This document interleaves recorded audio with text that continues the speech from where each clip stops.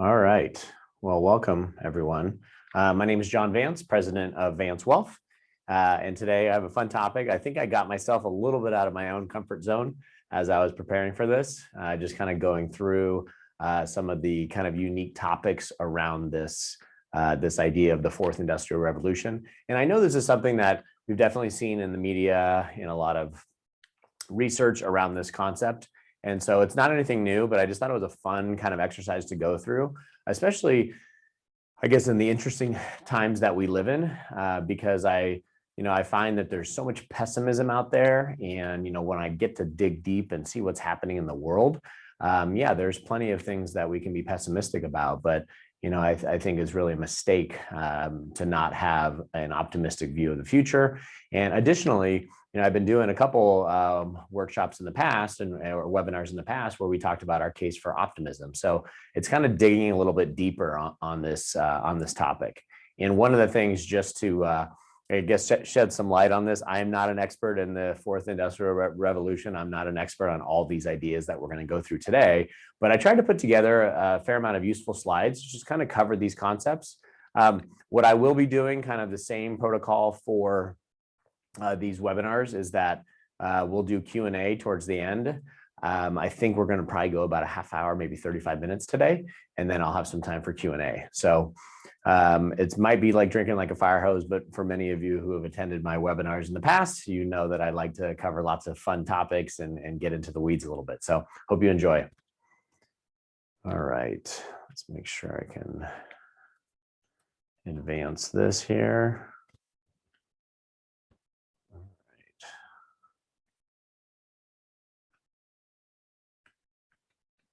Okay, so sorry, let me go back real quick. So disclosures. So obviously, Vance Wealth is a registered investment advisor, and these are the opinions of John Vance and John Vance only. Okay, so this is a simple visual, and I did put together multiple slides as I was going and doing research, and so I have some similar slides that explain the same thing, but I just kind of wanted to break it down at a high level. So if you break down the Industrial Revolution, now everything I went through had different start dates and exact times, but basically the first Industrial Revolution was based on the steam engine, right? And all the changes that occurred because of the advancement of the steam engine. And then the next major revolution, that was the late 1700s, early 1800s. Then the next revolution was the electricity revolution, being able to, the Industrial Revolution around electricity and being able to really build factories and expand our capacity there. Then the third Industrial Revolution, which is pretty much what we've been living in over the last 50 years around computing and around the microprocessor and the chip and the advancement that that's allowed for in so many of our industries. And then now this fourth one that we're in is really around intelligence, around artificial intelligence, around big data, around this kind of quantum computing. So pretty fascinating, obviously, topic to go through. And so I wanted to create a little bit, and the slides are available if you want to dig into the weeds a little bit more. So I wanted to not only just create a picture there, but I also wanted to give you a sense of some of these kind of high level items that really define each of these revolutions. And so if you think about the first one around steam and water, the big change there is that industry overtook agriculture. For obviously thousands of years in our nation and others, agriculture was the largest industry, and because of the steam engine, that changed it. And that made industry now overtake it. Then we look at the second industrial revolution, and you look at growth of large factories, the introduction of cars, telephone, things like that really fueled that major boom. And the reason why we're covering these are major transformational booms that impact the economy for obviously forever, but for many, many decades. The third industrial revolution, known as the digital revolution, really kind of looking at digital electronics, replacing analog, robotic technologies, the computer, internet, right? And we're still in the middle of that. It's just kind of morphing its way into this, I guess, digitalization of business, and really looking at the intelligence piece, where so much of what technology is going to be able to do is going to be around let's call it the automation piece, is things that are going to be happening automatically because of the smartness of our technology.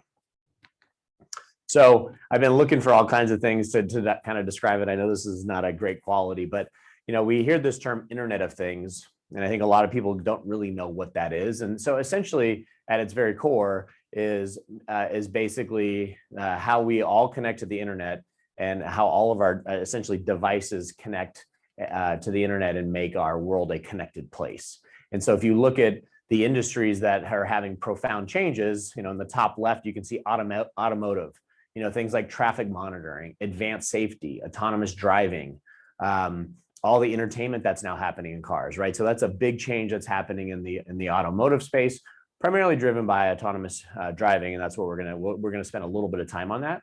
And then you look at the bottom left here, dealing with the consumer, and looking at the consumer and all the changes that are happening at their home, the smart home, what's happening in the healthcare space in terms of things like an Apple Watch or Fitbit, even simple things like energy meters that are now, you're able to track that instead of having somebody physically come to your house, right? So utilizing technology to be a lot smarter. And then over on the right-hand side, you can see some of the more industrial and manufacturing-based areas that are benefiting from this. And a big part of that is the electricity grid, using more cleaner energy. And then in the very middle of all this is really the networking. It's the big data, it's the data centers, it's where all this can happen. And so, we're all familiar with these areas, and this is something we're going to see more and more of.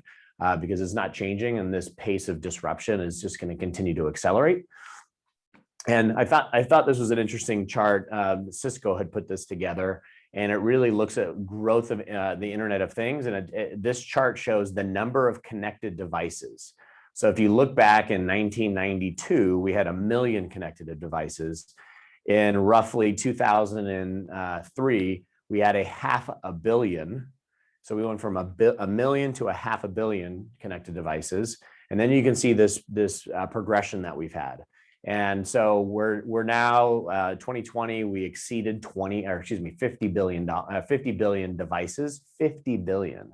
And as early as in 2012, 2013, we were only at 10 billion. So over the last less than 10 years, less than a decade, the number has gone up 4 times to 50 billion. And this pace is just going to continue to accelerate. So if you look at this, we talked about steam, electricity, computing, and the fourth industrial revolution. There are some different terms. I showed you one slide that was called intelligence. There's been a few places that have deemed this what they call cyber physical systems. And I had to look that up. I didn't know what it was. And so I figured, well, let's get in here and understand it a little bit more. But it's basically a mix of computation, networking, and physical processes in which embedded computational algorithms and networks have the power to monitor and control the physical components, right? So it's a very complicated way of just saying we have a smart enough technological engine that can monitor the physical world, things like cars, things like your home, things from a medical perspective. And so obviously this is going to be transformational. That's why I'm talking about it. And that's why there's so much change coming for our nation. And a lot of the, when you look back at these last 4 changes, the last 3, it was transformational for our country, for our world. And it did destroy a lot of jobs, but it created a whole batch of new ones. And I think that's sometimes where we get what's missing is that too often than not, we focus on what's changing, and we're fearful of change and not embracing what the change really means and the positive impacts on society. So we're going to talk a little bit about self-driving cars, autonomous vehicles. So it's estimated that self-driving cars could save $500 billion each year in the US by reducing 94% of the accidents caused by human error. So pretty remarkable, right? And so if you just imagine that stat, and then you multiply it by many different industries on where this efficiency because of human error or human processing time, gets, I don't want to say eliminated, but maybe replaced or enhanced by smarter technology, by smarter computers. as we start looking into what the autonomous world looks like, and so kind of look through the phases of changes from an autonomous vehicle perspective. So obviously here on the left, you see no automation, right? Zero autonomy. The driver performs all the driving tasks, right? Which essentially is still, that's what the majority of cars have. Now, as you've got new technology, driver assistance, right? Where you might have lane departure warning systems, you have cruise control, you have things where there's assistance, but you're still having to drive the car. And then you start working its way down to partial automation.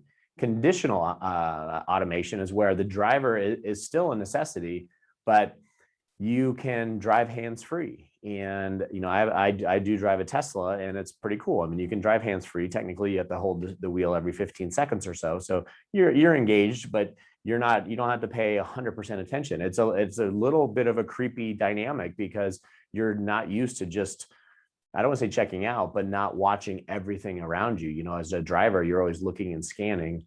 And with the Tesla, I'm still engaged, but not nearly as much. And it's actually nice driving in traffic in Southern California because the car will start and stop on your behalf. And so then we move, and so I digress, but then you move, to the final stage, which is full automation. And I've seen some mock-ups of cars where literally you're sitting in like a taxi and it's driving yourself. You're not even paying attention. There is no steering wheel because it's fully automated, right? So this is the progress that's been made. And I know a lot of us are probably maybe a tad fearful of the change, but it's coming. And when you start looking at things like how does an automated vehicle work? What are some of the things? And this is constantly an evolving industry, but you can see the major four ways that they, I guess we could say, keep us safe or allow us to be able to drive without incident or with very few incidents. Is from a combination of using camera, LiDAR, radar, and GPS unit, right? These are all things that are designed to protect the car. And one of the reasons why the technology is also accelerating is because we're going from a 4G mobile environment to a 5G mobile environment, which just allows for the processing speed to increase, which would I guess reduce latency, meaning you'll have less issues, right? Because I think that's always been my biggest fear is, what if the computer stops working, right? So if I'm reliant on one thing, it stops working, that results in a crash, right? So that's why all of these autonomous vehicle initiatives are all around having redundancy, right? So if one goes down or one's not working, you have multiple places. And so hopefully this gives you a little bit of an insight to kind of what the major drivers are on getting, automated driving. So this is a look at today and tomorrow. So we are still just scratching the surface. So if you look at the today environment, and again, this is a little bit changing. This came from Siemens, a 2019 study. But you can see today, we're a driver, we're standalone, combustion engine, meaning a traditional car, and we own the car. Now, you could say owned or leased, but that's kind of the traditional model that we've been living off of forever. And the tomorrow is going to be autonomous. So we have some autonomy, but we're not nearly there. The numbers of autonomous vehicles, even like Teslas, are crazy low on a worldwide scale. So tomorrow looks like autonomous vehicles connected, which means we're all connected through the internet. And the screen I showed before kind of deals with how they're connected and how they protect the vehicle. Electric, right? We're going to move to that. So many cities and states have that as an initiative to really cut back on emissions. And so electric is the standard that we're moving towards. And then shared. So shared is probably the one area that most people aren't very familiar with. But the stats that I've been reading, and obviously this depends on the user, is that most of us only use our car is only in use for around 5% of the day, right? So if you think about what 5% of the day would look like, that's about an hour and a half a day, right? So clearly for some that's more, but let's just even say 5 to 10%. So when you make a car payment, you're paying for that car and you're paying for insurance, you're paying for all these things. And so the next dynamic is a shared environment where you have access to a pool of vehicles. Maybe I want to drive an SUV, maybe I want to drive a sedan, and you have different needs. So we're not there yet, but we're making our way to this shared environment, which seems to be in all like the futuristic type things that I'll read. that the shared dynamic is really the big change. And you're already seeing this with like some of the auto insurance companies, where they're going to bill you per mile driven, not just for you having to pay a certain amount per month because you have auto insurance, right? So this is really the roadmap. The execution time, I don't know, but this is where we're headed. And like I said, the pace of the change here is continuing to accelerate. So when we start getting into, I'm going to give you a couple real life examples. So again, in doing some of the research, it was fun. I reviewed company sites, I reviewed research reports, just kind of trying to pull some stories, some things that I thought would resonate. And so this comes back to, we're going to go through just a simple idea. And this was 2 slides from Zillow. So Zillow is a real estate company. They started as basically a real estate website, and they're kind of evolving. And I thought this was a really interesting way to really look at, what consumers are demanding, and how this might impact real estate. So this slide basically goes through and talks about how, consumers now are equipped I've shifted their behavior for this push button kind of mentality, right? If I want something done, I get on my phone, I pull up an app, I do something, and it's immediate response. And if you look at what we've been consuming, on the far left here are some of the things we were early adopters of, right? Netflix, Uber, Amazon, right? These companies, and these aren't meant to be recommendations for any companies. I'm just using this as an example. But if you look at that, so how you would define the experience with a Netflix or the experience with an Amazon is low cost, high frequency, right? So it's not that expensive, and high frequency, maybe daily. Then you look at the next tier, which, this is more around travel, right? So Expedia, Airbnb. So it's a midpoint of a cost, regular frequency, right? And then you look at the next one, high cost, low frequency. And this is a company called Carvana, right? Where it's a high cost, a high price point to buy a vehicle, but it's not very frequent. And then the final one, and this is where the Zillow piece comes in, is, you think about what's your most expensive purchase you're ever going to make is your car, or excuse me, your house. And that's where, when you start looking at what's happening with the consumer experience, we started with the low-hanging fruit, the low-cost, high frequency items, and we're moving into more complexity as technology is getting more sophisticated. So if you look at like the experience, and this can be, and the reason why I'm showing you this as an example is not that I think it's gonna change every way that realtors interact or how we buy and sell, but it is already changing. So it's not gonna maybe change it completely. It's not going to change it from the perspective of there's going to be no realtors, there's not going to be any of these professions. It's just that technology is going to come in and disrupt that. And maybe whether you can replace a person, you're going to be using technology. So this is going to happen. It's already happening because consumers are demanding it. And if you look at kind of the process of, you have your current home and you want to make it to your new home, what are all the things that have to be involved? Right? A real estate agent, an inspector, a mortgage lender, an appraiser, a title company, an escrow company, insurer, a mover, right? So there's a lot of pieces that are involved with this. And so, because like the consumer journey is not linear, right? It's not like you just do a step by step, you have these multiple vendors with no like central navigator, nothing really always in charge of this. The experience can be kind of clunky. So you have some people sold their home, say it's super easy. You've had many people who say this was a kind of a painful process. But that's where technology is going to come in, and using data, using technology to streamline this process. And it's going to happen in the financial services world, right? You've a term called fintech or financial technology. It will be enhancing, replacing some of the roles that we provide. We have the access to technology to be able to do our job more efficiently, or have more sophisticated analytical tools to help you better. So this disruption is coming, and it's going to impact all industries. And I think that kind of the more abundance mindset is like, how do I utilize this to make my business better? How do I utilize this to make my life better? How do I utilize this to improve my experience? And so I think that's where, when we, especially coming out of a COVID pandemic, is those that really are embracing change and embracing some of the new realities that are coming are those that are going to really thrive in this dynamic. Okay, so I just have a couple just slides, is a little bit more of, I'm going to rattle through some of the areas that we're seeing some major change.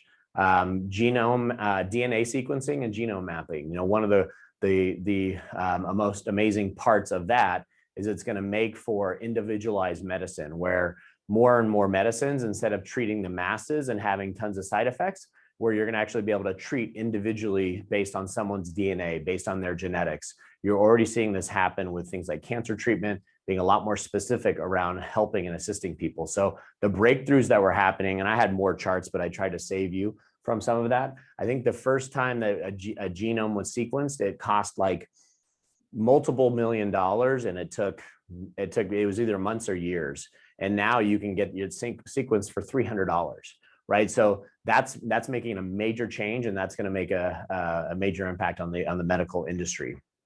Telemedicine. So one of the things that we saw kind of forced during COVID was that many people, for fear of getting sick or for lack of access to a medical facility, without being, let's say, severely ill, just for basic routines, for checkups, for maybe minor illnesses, started to have to use some sort of telemedicine type of a portal where you have the ability to access your records. You can get access to a doctor kind of on your schedule. They can do a better job of diagnosing, because we have so many tools in terms of taking your blood pressure, taking your pulse. A lot of things that were almost impossible to do now can be done with technology. And this is one of the things that I hope this will do, is bring down the costs of medicine. We haven't seen that yet.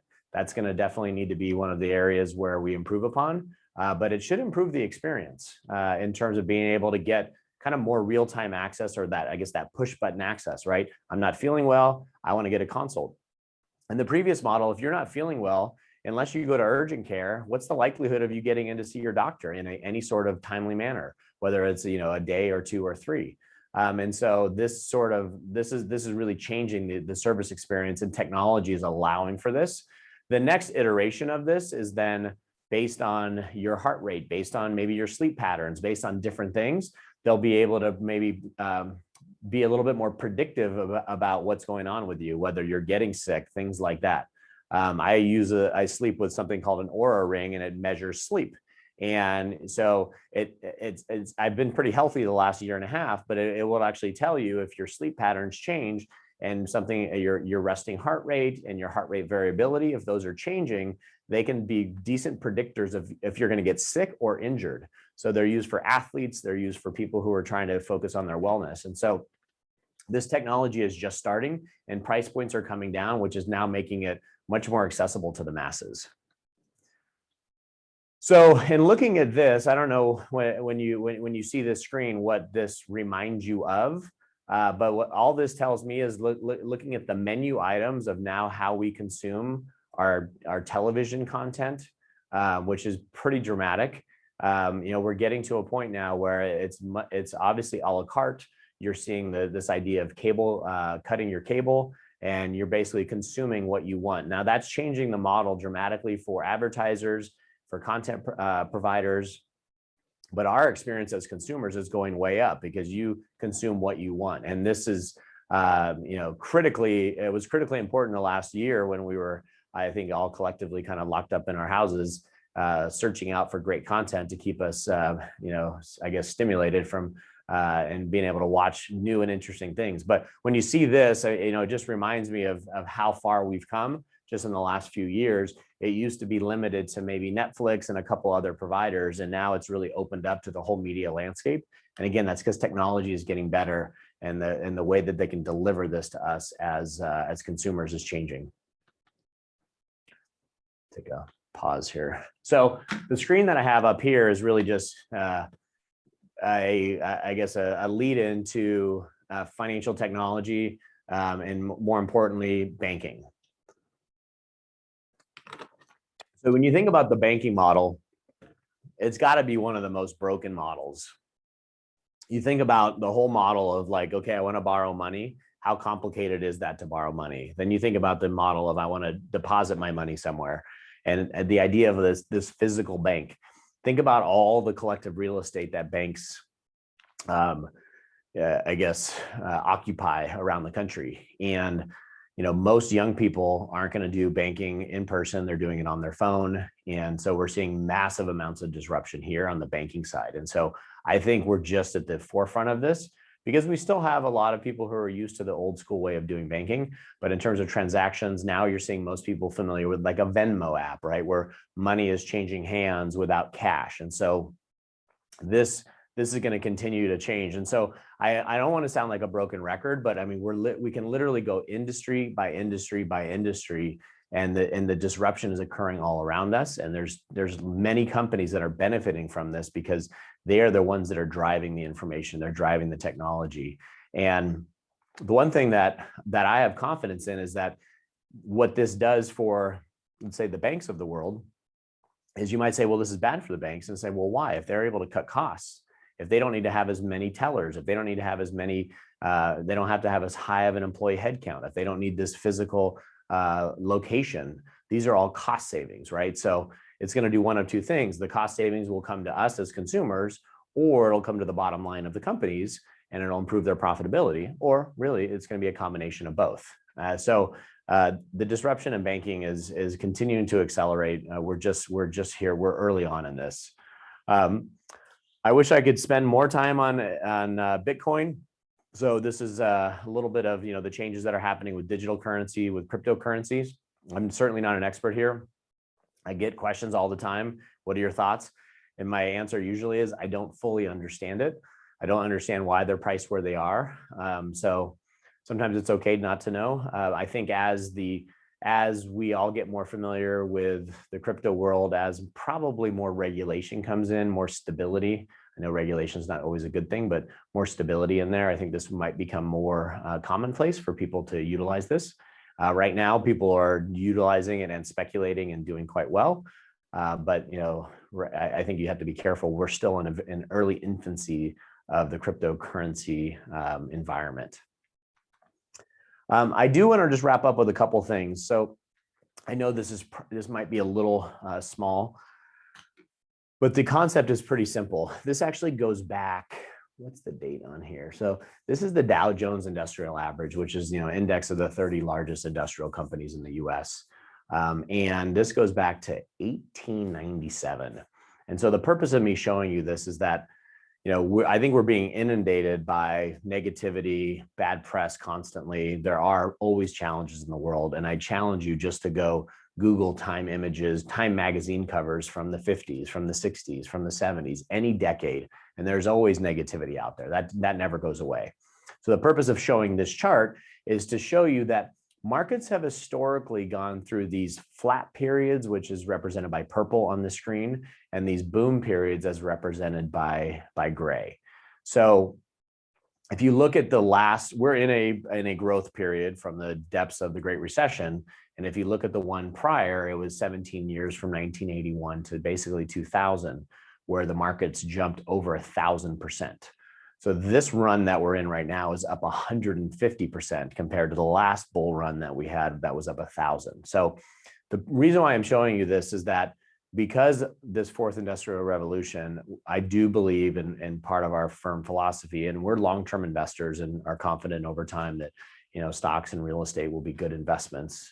Obviously, we don't know what the future holds, but we do have confidence that with this boom ahead of us, or the fourth industrial revolution that we're living in, that there are always going to be reasons for pessimism, and we think it's a mistake to be overly pessimistic now. The things that we have to remember is diversification, asset allocation hold true through any cycle. And it's really important to maintain balance, maintain diversification, invest your money in line with your financial goals. And a big part of how we're going to be successful is to basically drown out all the noise that's out there. Think how much noise we had over the last year. And the markets rallied tremendously from some really low levels, and we got out of this with lots of government involvement and a lot of very aggressive tactics, but we got out of this, and we're on a mend. We still have a long way to go in terms of getting everyone back to work and getting the economies open. But this chart is just a reminder that we tend to go through these cycles. If you look at where we are, we might be halfway through. We still have some upside, we believe. We think the 2020s is going to be a pretty solid decade. And but like I said, you still got to be diversified. You still got to asset allocate. You still got to rebalance your accounts. You still have to do those basic things that helps you be successful investors over time. And this was another chart. I know I've showed this. This is my case of optimism. So this was actually from a Delaware funds from one of their portfolio managers. And just a reminder that shows that, we went through a really a long flat market, which really started in 2000, and had highlights of, and when I say highlights, negative highlights around September 11th, 2001, and the financial crisis in 2008. And so you can see on the left-hand side, we went through this 12, 13 year kind of sideways market, and we've been in a recovery mode, for the last 7 to 10 years, depending on where you're counting. We think prices still have a lot more room to the upside. And several of those factors is because of the thing we talked about, the banking area, the mobile services, content, treatments for major disease. There's a lot of this innovation that's going to continue to drive the economy forward. And let me see, I got to move my picture off here. I don't know if I'm blocking it, but so when we start looking at this idea of automation, right? So that's what we're going to just kind of circle back and end on this topic. So when we really talk about what's all this mean? All this really means at the core of it is so much more of what we do as individuals, as families, as businesses is going to be more automated. It's going to be more automated because there's going to be higher level of intelligence that our technologies can run with less human decision making. So according to the McKinsey Global Institute, this is a pretty staggering number that on a global scale, that by 2030, somewhere between 400 million and 800 million people around the world could see their jobs automated, which is staggering. So when you start thinking about that, it's like, okay, well, what's next? So, what are the skills that people need to compete in the digital economy, and who can teach them? And so that's going to be one of our greatest challenges that, unfortunately, even though I have my optimism, I don't know if we have the right resources that are getting kind of spent to get us there, where we're going to have that kind of next generation of workers. I read a stat in preparing for this that it said any kids who are currently in elementary school, that something like 50% of the jobs that they're going to be doing when they get out of college or get out of high school don't even exist right now. That kind of blows my mind just thinking about it. But when you come back and you look at, okay, well, what are the things that we got to teach? Thinking skill, personal skills, digital skills, and job specific skills. Right. And so, we have kids in high school, so we kind of know that, at best, they're getting thinking skills right now in the areas that I know they could get a lot more help: personal skills, job specific skills, and digital skills. And we have 2 heading off to college, so hopefully that's going to improve as they make their way there. But that's one of the biggest challenges that I think from a societal perspective, we're going to have to deal with, especially here in the US, because, our nation's going to be, because of all of the connection around the world, we are competing now with people in Russia. We're competing with people in Asia. We're competing all around the world. And in a lot of those places, their standard of living is a lot less. So if they build the technical skills, they're going to maybe be able to do a job as an engineer for 25 cents on the dollar.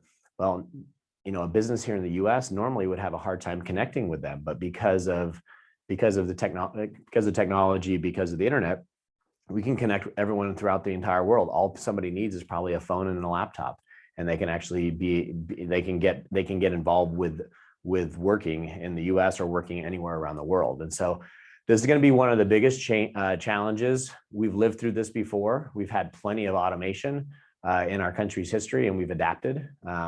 But I think this is the area that, I think that as individuals, we got to start talking more about and start seeing what changes are occurring, because this is going to potentially be the gap for Americans, is that if we don't we don't focus on these four areas, that we potentially can get left behind. So I feel like I just ended it on a bad note. That was not my intention. I think that we have a lot of amazing things ahead of us. And hold on here. Looks like I locked up. Oh, okay. So we're all done, and I'm going to go check. I'm going to go look for some questions. So I don't know if we have any questions, but this is a good time to ask them.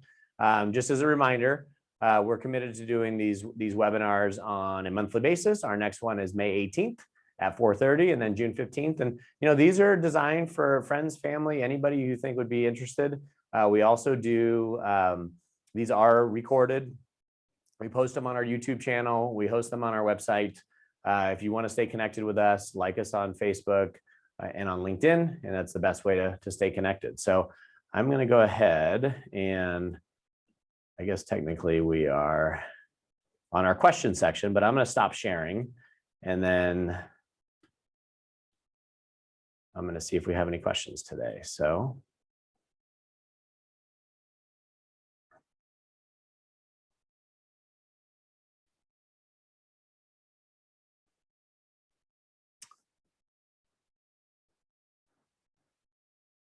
I don't see any questions. So we can definitely wrap up. So it is, I think I got you out right on time. Hopefully you enjoyed this. And, if you have suggestions on other topics that are of interest, let me know. I don't want to, I think, there's really nothing off limits. Political gets a little dicey at times, but, I'm happy to have conversations.